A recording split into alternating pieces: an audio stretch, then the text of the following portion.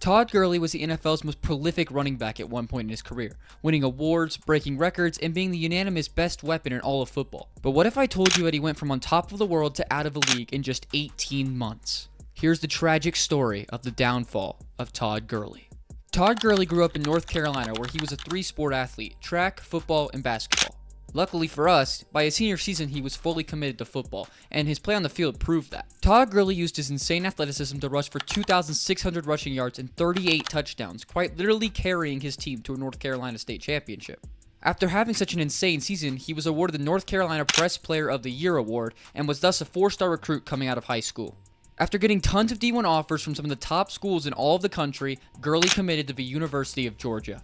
It's at Georgia where people started to realize just how good Gurley was. In his first ever game as a true freshman, he was given a very limited role with just 8 carries, but he definitely made the most of it, turning those 8 carries into 100 yards and 2 touchdowns. And as if that wasn't enough for the true freshman, he made sure to add a kick return touchdown to his stats for the day as well. After such an impressive day 1 performance, it was an easy decision for head coach Mark Wright to name Todd Gurley the starter moving forward, and that's exactly what he did. Todd Gurley did not disappoint with this opportunity, becoming the second Georgia Bulldog freshman ever to rush for 1,000 yards in a season, the only other being Herschel Walker. Not only did he reach that mark, but he destroyed it, putting up 1,385 yards on the ground along with 17 touchdowns as a true freshman on one of the top SEC schools in the entire nation.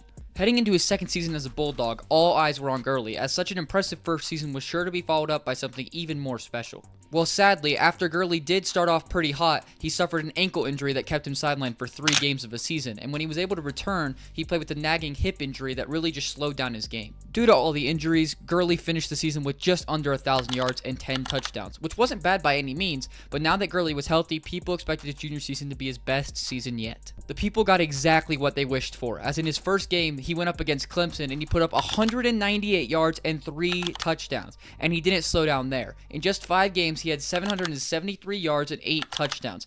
Gurley was on pace for a record-breaking season, but just when it seemed like nothing could stop Gurley, the NCAA stepped in. After investigation, the NCAA sadly determined that Gurley would have to sit out a total of 4 games for accepting over $3,000 of signed memorabilia and other items over the previous 2 years that he had been at the school. This put a huge dampener on Georgia fans, but as long as Gurley could return and continue his historic season, everything would be alright. Right? Well, the Georgia Bulldogs were set to face the Auburn Tigers in Todd Gurley's return game, and Georgia fans couldn't have been more excited. But no one was prepared for what happened next. Gurley took a handoff and got into open space, as he usually does, but all of a sudden he collapsed. Without anyone touching him, Gurley went down, a non-contact torn ACL. This was devastating, not only for Georgia fans, but all college football fans alike, as no one wanted to see such an incredible player end their season like this. Despite the way his junior season ended, Gurley still decided to forego his senior season and declare for the NFL draft. He was still second in both yards and touchdowns for Georgia all time despite all the setbacks, and there was no denying just how talented Gurley was. But with a torn ACL and it coming so late in the season, people really weren't sure where Gurley would end up going in the draft. Most people expected Gurley to fall, as he is expected to miss the entirety of his rookie season. However, to everyone's surprise, the St. Louis Rams didn't care about the injury and decided to take him with the number 10 overall pick in the 2015 draft. Gurley would soon prove that this was the right decision, as he bounced back from his injury way faster than people expected, only missing the first 2 games of the season. Not only did he bounce back, but he showed the injury wasn't going to slow him down, as in his second ever start, he had 19 carries for 146 yards,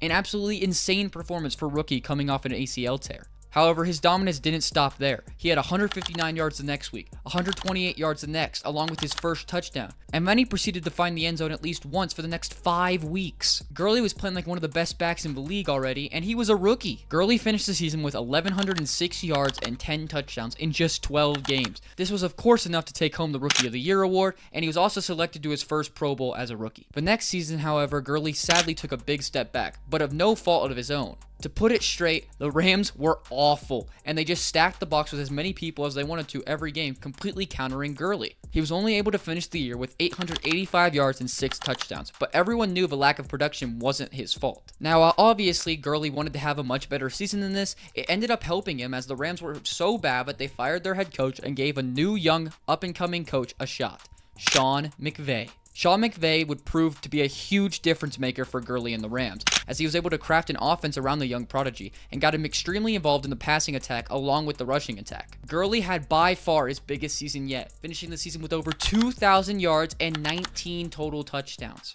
And that was with him sitting out the last week of the season as the Rams had already locked up the division. Gurley took home the Offensive Player of the Year award and even finished second in the MVP voting behind Tom Brady for such an insane season. Gurley looked good in his first playoff game as well, having 101 yards on only 14 carries. However, the Rams did end up losing. But now the Rams were prepared to come into the next season, improve even more, and be legit contenders. And that's exactly what they did. But first, they signed Gurley to the contract that he deserved. Gurley became the highest paid running back in NFL history, signing a 4-year, $57.5 million contract. After getting paid, Gurley got even better, scoring at least one touchdown in the first 11 games of the season and finishing the year with over 1,900 total yards, along with 21 total touchdowns.